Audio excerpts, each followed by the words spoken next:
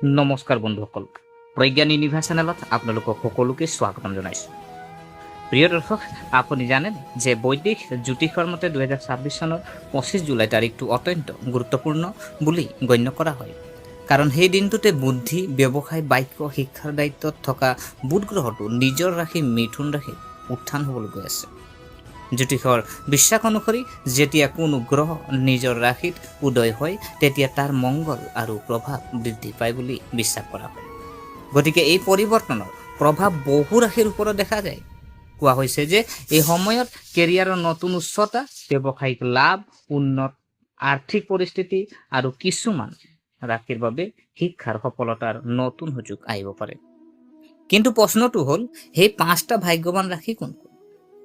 আপোনাৰ ৰাশি সেইবোৰৰ ভিতৰত অন্তৰ্ভুক্ত হৈছেনে?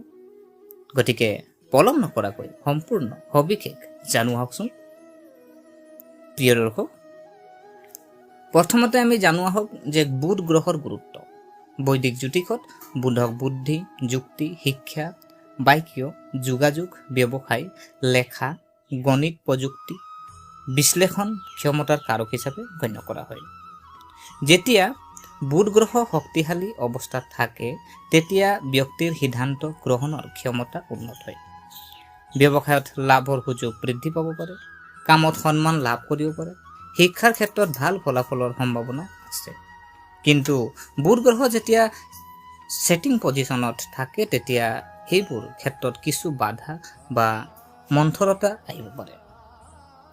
এই বছৰ 2026 চনৰ 1 জুলাইৰ পৰা বুধ গ্ৰহ যিহেতু ছেটিং পজিশ্যনত আছে আৰু এতিয়া 2026 চনৰ 25 জুলাইত নিজৰ ৰাশি মিথুন ৰাশিত উঠিব, যিটো উদয় হ'বলৈ গৈ আছে। আৰু এই কাৰণে এই সময়ক বহু জ্যোতিষ বিশ্বাসত বিশেষ তাৎপৰ্য দিয়া হৈছে। প্ৰথম ভাগ্যৱান ৰাশি যদি চাওঁ, যে প্ৰথম আমি এতিয়া জানো আহক যে প্ৰথম ভাগ্যৱান ৰাশিনো কোনটো। প্ৰথম যদি ৰাশি চাওঁ, আপোনাৰ মিথুন ৰাশি। এই পৰিৱৰ্তন মিথুন ৰাশিৰ বাবে আটাইতকৈ প্ৰভাৱশালী বুলি গণ্য কৰা হয়, কিয়নো বুধ এই ৰাশিৰ শাসক। যদি কিছুদিনৰ পৰা গুৰুত্বপূৰ্ণ কামবোৰ স্থবিৰ হৈ আছে তেন্তে এতিয়া হয়তো গতি লাভ কৰিব পাৰে। কৰ্মস্থাপনত থকাসকলে হয়তো ঊৰ্ধ্বতন বিষয়াৰ পৰা সহায় লাভ কৰিব পাৰে। আপোনাৰ কামৰ শলাগ লোৱা হ'ব পাৰে আৰু নতুন দায়িত্ব লাভ কৰাৰ সম্ভাৱনাও আছে। কিছুমান পদোন্নতি বা দৰমহা বৃদ্ধিৰ সম্ভাৱনা থাকিব পাৰে।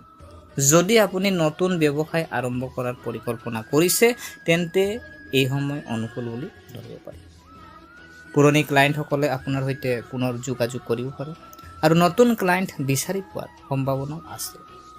যদি আপোনাৰ কাম বিপণন, সংবাদ মাধ্যম, লিখা, শিক্ষা, কম্পিউটাৰ, ডিজিটেল ব্যৱসায় বা যোগাযোগৰ সৈতে জড়িত তেন্তে আপুনি বিশেষ সুবিধা লাভ কৰিব পাৰে। আৰ্থিক দিশবোৰো আগৰ তুলনাত অধিক শক্তিশালী হ'ব পাৰে। ছাত্ৰ ছাত্ৰীৰ একাগ্ৰতা বৃদ্ধি পাব পাৰে। প্ৰতিযোগিতামূলক পৰীক্ষা, সাক্ষাৎকাৰ, চৰকাৰী পৰীক্ষাৰ বাবে প্ৰস্তুতি চলোৱা ছাত্ৰ ছাত্ৰীসকলে ইতিবাচক ফলাফল দেখা পাব পাৰে। পাৰিবাৰিক পৰিৱেশটো সুখদায়ক হ'ব। অৱশ্যে এটা কথা মনত ৰাখিব, আপোনাৰ ভৱিষ্যতৰ পৰিকল্পনা সকলোৰে সৈতে ভাগ বতৰা কৰাটো এৰক। প্ৰিয় দৰ্শক, যিহেতু আমি আলোচনা কৰিলোঁ যে আপোনাৰ মিথুন ৰাশিৰ ওপৰত যিটো আলোচনা কৰিলোঁ, এতিয়া দ্বিতীয় ভাগ্যৱান ৰাশি যদি চাওঁ, তুলা ৰাশি। তুলা ৰাশিৰ বাবে বুধৰ উত্থানে হয়তো নতুন সুযোগ কঢ়িয়াই আনিব পাৰে। যদি আপুনি বহু দিনৰ পৰা চাকৰি সলনি কৰিব বিচাৰিছিল তেন্তে এতিয়া পৰিস্থিতি আপোনাৰ পক্ষত পৰিব পাৰে। সাক্ষাৎকাৰত আপোনাৰ সফলতাৰ সম্ভাৱনা বৃদ্ধি পাব পাৰে। যদি কোনো পদোন্নতি দীৰ্ঘদিন ধৰি বাকী আছে তেন্তে ইতিবাচক লক্ষণ দেখা দিব পাৰে। ব্যৱসায়ীসকলে নতুন চুক্তি লাভ কৰাৰ সম্ভাৱনা আছে। আপুনি নতুন অংশীদাৰ বিচাৰি পাব পাৰে। যদি আপোনাৰ ব্যৱসায় বিদেশ আৰু অন্য ৰাজ্যৰ সৈতে সংযুক্ত তেন্তে তাৰ পৰাও লাভৰ সম্ভাৱনা আছে। আৰ্থিক দিশত ক্ৰমান্বয়ে উন্নতি হোৱা দেখা যাব পাৰে। যদি ক'ৰবাত টকা আবদ্ধ হৈ থাকে তেন্তে ঘূৰাই পোৱাৰ সম্ভাৱনা থাকিব পাৰে। উচ্চ শিক্ষা, প্ৰতিযোগিতামূলক পৰীক্ষা বা নতুন দক্ষতা শিকি থকা ছাত্ৰ ছাত্ৰীৰ বাবে এই সময় অতি উত্তম বুলি ধৰিব পাৰি। পাৰিবাৰিক সম্পৰ্কবোৰ অধিক সুষম হৈ উঠিব পাৰে। পুৰণি ভুল বুজাবুজিৰ সমাধান হ'ব পাৰে। অভিজ্ঞ ব্যক্তিৰ পৰামৰ্শই আপোনাৰ জীৱনত উল্লেখযোগ্য পৰিৱৰ্তন আনিব পাৰে। সেই সময়ত খৰখেদাকৈ সিদ্ধান্ত লোৱাতকৈ ধৈৰ্য আৰু বুদ্ধিৰে আগবাঢ়ি যোৱাটো অধিক লাভজনক হ'ব। প্ৰিয় দৰ্শক, যিহেতু আমি দ্বিতীয় ৰাশিৰ আলোচনা কৰিলোঁ, যিটো তুলা ৰাশিৰ ওপৰত আমি যিহেতু আলোচনা কৰিলোঁ, ইয়াৰ পিছৰ ভাগ্যৱান ৰাশি যদি চাওঁ, তৃতীয় ৰাশিটো হ'ল আপোনাৰ মকৰ ৰাশি। মকৰ ৰাশিৰ বাবে এই সময়ে হয়তো তেওঁলোকৰ কঠোৰ পৰিশ্ৰমৰ ফলৰ ইংগিত দিব পাৰে। যদি আপুনি যোৱা কেইবা মাহো কঠোৰ পৰিশ্ৰম কৰি আছে, তেন্তে এতিয়া ইতিবাচক ফলাফল দেখা পাব পাৰে। কৰ্মক্ষেত্ৰত আপোনাৰ সুনাম বৃদ্ধি পাব পাৰে। আপোনাৰ কামত আপোনাৰ ঊৰ্ধ্বতন বিষয়াসকল সন্তুষ্ট হ'ব পাৰে। দীৰ্ঘদিন ধৰি বাকী থকা এটা প্ৰকল্প সম্পূৰ্ণ হ'ব পাৰে। ইয়াৰ ফলত আপোনাৰ আত্মবিশ্বাস যথেষ্ট বৃদ্ধি পাব আৰু এই সময় ব্যৱসায়ীসকলৰ বাবেও উপকাৰী বুলি বিবেচিত হৈছে। নতুন অংশীদাৰিত্ব গঠনৰ সম্ভাৱনা আছে। আপুনি এটা ডাঙৰ চুক্তিও লাভ কৰিব পাৰে। যদি আপুনি অংশীদাৰিত্বৰে ব্যৱসায় কৰি আছে, তেন্তে স্বচ্ছতা আৰু স্পষ্ট যোগাযোগ বজাই ৰাখক। আপোনাৰ আৰ্থিক অৱস্থা ক্ৰমান্বয়ে শক্তিশালী হৈ উঠিব। আয় বৃদ্ধিৰ লগে লগে খৰচো নিয়ন্ত্ৰণত থাকিব। আপোনাৰ পৰিয়ালৰ দায়িত্ব বাঢ়িব পাৰে, কিন্তু আপুনি সফলতাৰে পালন কৰিবলৈ সক্ষম হ'ব।